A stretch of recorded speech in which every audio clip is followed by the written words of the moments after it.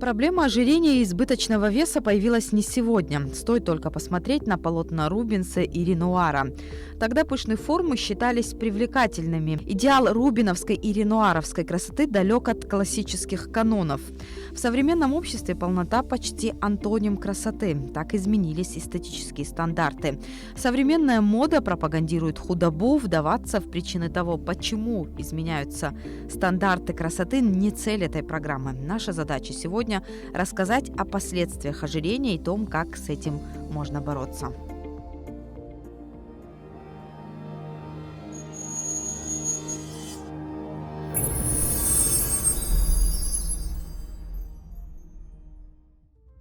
Анаида Малхасян столкнулась с проблемой избыточного веса после рождения детей. Весы показывали все больше, и в какой-то момент она поняла, что самостоятельно справиться с проблемой не сможет.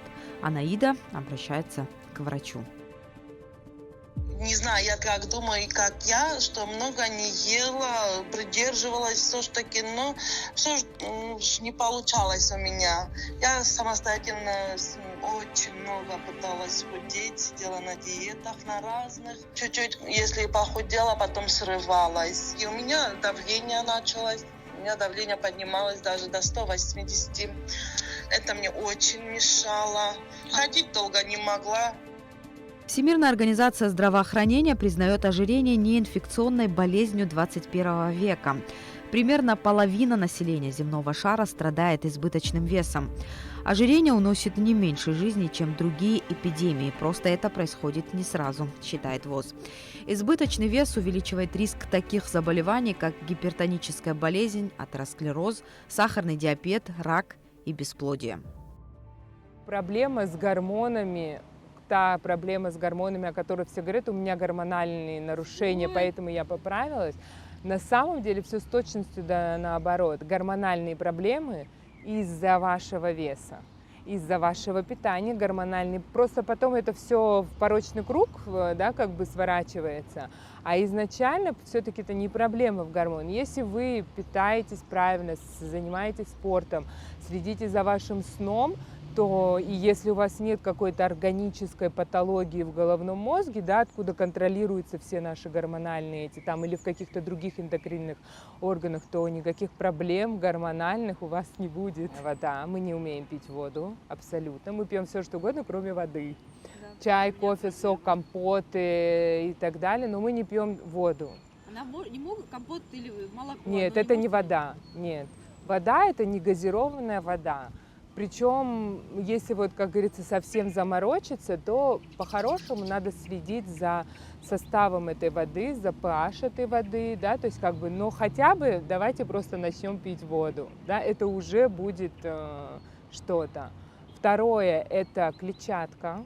То, что нужно, то, что нас насыщает, то, что, скажем так, помогает кишечнику работать, то, что способствует и выводу токсинов в том числе, да, то есть клетчатка из овощей, из зелени, из фруктов, из ягод. Расчеты экспертов ВОЗ предполагают, что к 2025 году число больных ожирением в мире составит 300 миллионов человек. Отмечается рост ожирения и среди детей. Главная причина – то, что люди стали переедать, потребляют больше энергии, чем тратят ее.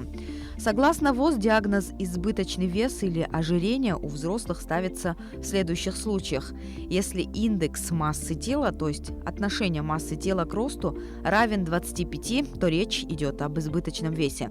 А вот индекс, если равен 30, то это уже ожирение. Что касается индекса массы тела, я не люблю этот параметр, если честно. Он просто нужен для того, чтобы поставить диагноз, да, ожирения там, такой-то степени. Потому что у нас есть международная классификация болезней, и ожирение вынесено как заболевание, и мы как бы должны правильно ставить диагнозы. Но если говорить по сути, он не всегда отражает суть. Потому что очень часто бывает у пациентов с индексом массы тела нормальным, и есть внутреннее висцеральное ожирение. То есть я больше, скажем так, люблю ориентироваться именно на состав тела. У нас пока нет такого оборудования, но я очень надеюсь, что оно скоро у нас появится. Мы работаем над этим активно, чтобы мы могли оценивать реально состав тела, то есть сколько процентов жировой массы у того или у иного человека. Для чего нужен жир? Всегда ли жир это плохо? Основная роль жировых клеток – хранение энергии. Это отличное эволюционное преимущество, которое помогало нашим предкам выжить в периоды, когда еда была недоступна. Ее приходилось добывать тяжким трудом. Жир был защитой от голодной смерти, поэтому большинство из нас запрограммировано на уровне клеток иметь много запасов энергии. Проблем с избытком килограммов нет у танцоров. Легкие в движении, идеальные пропорции, мышечный корсет – все это плод регулярных физических нагрузок. Хореограф Яна Цвижба доказывает это своим примером.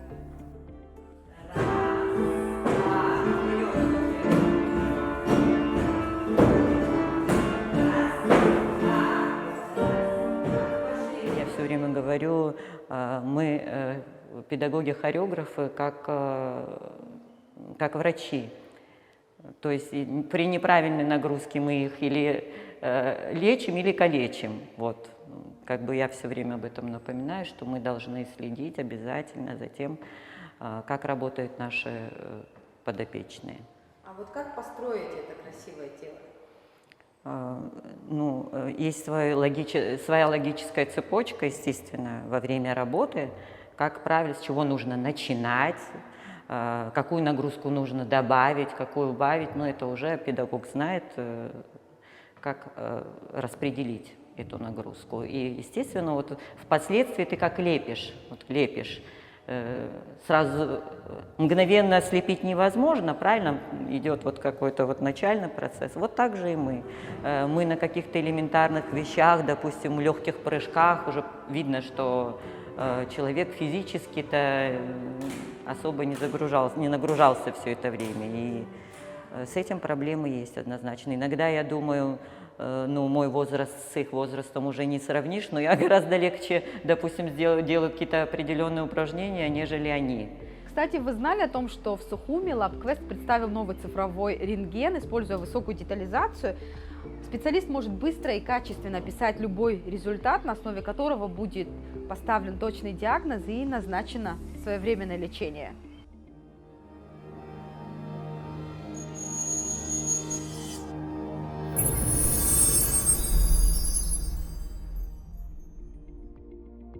В современном мире, где культ еды и разнообразие продуктов питания, людям приходится придумывать, как не набрать лишний вес или же его сбросить. Диетическое питание, продажа низкокалорийных сладостей – выгодный бизнес, считает моя коллега Арда Джопуа, которая в какой-то период занималась онлайн-магазином диетического питания.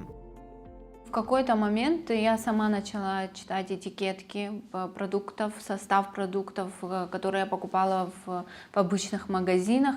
Меня это состав ужасал, потому что в определенный момент у меня возникла проблема, мое состояние здоровья ухудшилось из-за аллергии на молочку.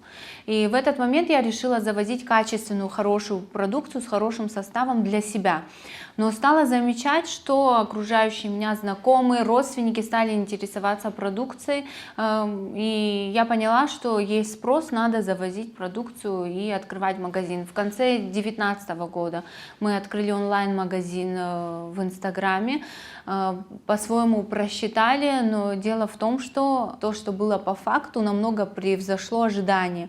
И я поняла, что этим делом стоит заниматься, оно выгодно. Оценивая целевую аудиторию, я могу разделить на несколько категорий наших клиентов.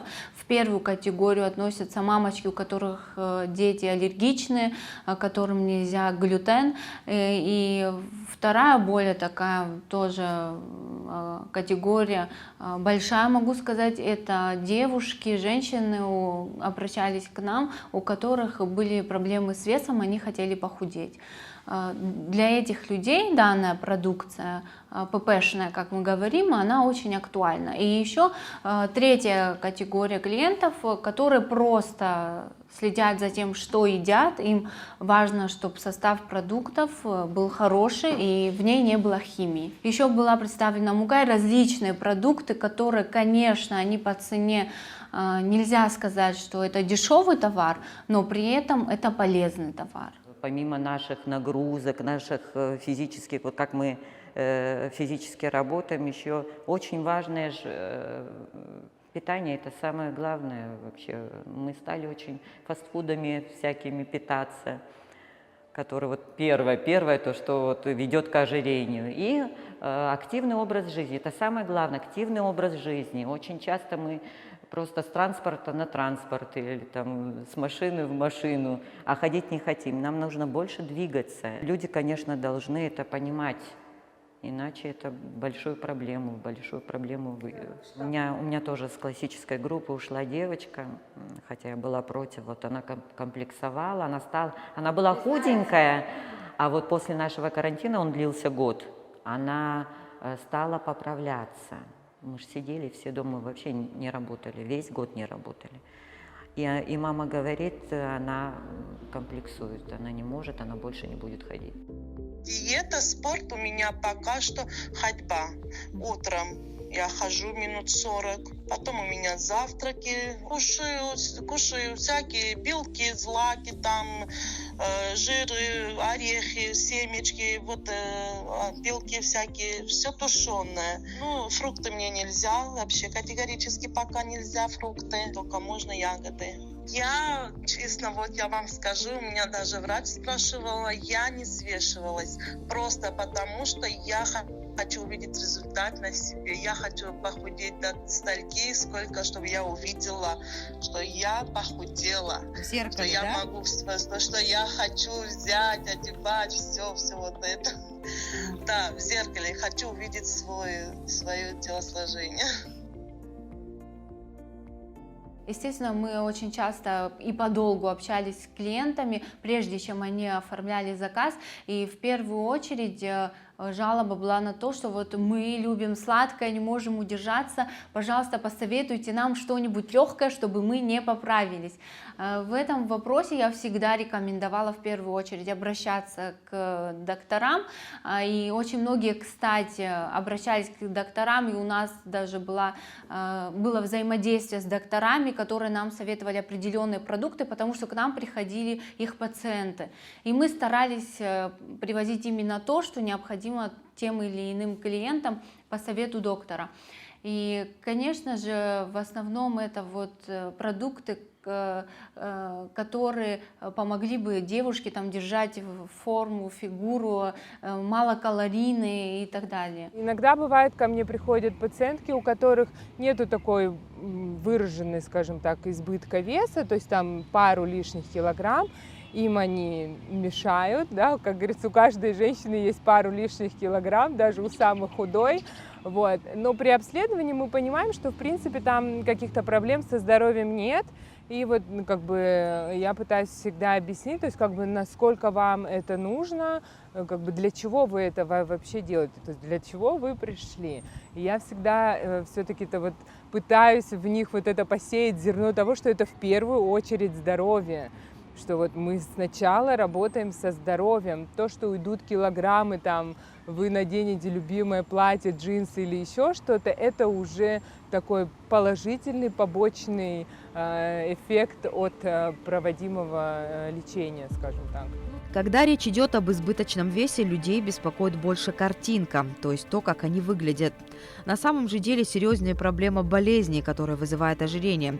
Да и быстрое похудение может негативно сказаться на здоровье человека. Организм перестает получать питательные вещества в результате голодания, что может привести к сбою. Очень часто я вижу в соцсетях в том числе, что многие в погоне за этими калориями не следят за качеством еды, которую они едят. То есть им главное уложиться там вот в эти, там, грубо говоря, 1300-1500 калорий, но они не думают о том, получают ли они все необходимые питательные вещества, все, что нужно для нормального функционирования из той еды, которую они вот кушают. Куча зелени, просто вот куча зелени, свекольная ботва, кинза, петрушка, укроп, цицмат, редиска. Куча зелени. Сухофрукты не всем, не всегда. Лучше фрукты цельные, потому что там есть все-таки эта клетчатка. Фрукты — это вообще тоже можно отдельный эфир, мне кажется, снимать, потому что там очень много «но». То есть я не против фруктов, но вот с определенными оговорками. Ягоды — это всегда да, там очень много клетчатки, и как бы к ним особо вопросов никогда не бывает. Вот интересно, какие фрукты нет? Говорите, вы нет. Нет, наверное, виноград. Нет, все-таки дыня.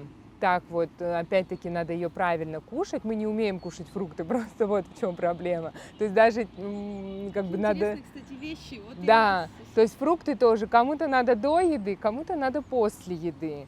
От этого уже как бы зависит. Если у вас есть нарушение, да, мы сегодня там про ожирение говорим, если у вас чаще всего это сопровождается инсулинорезистентностью, да, то есть как бы, то тогда все-таки это фрукты после еды. То есть после основного приема пищи, когда вы там поели зелень, клетчатку, белок, жиры, то есть у вас такая подушка для этих фруктов, они не вызовут резкого скачка сахара у вас в крови.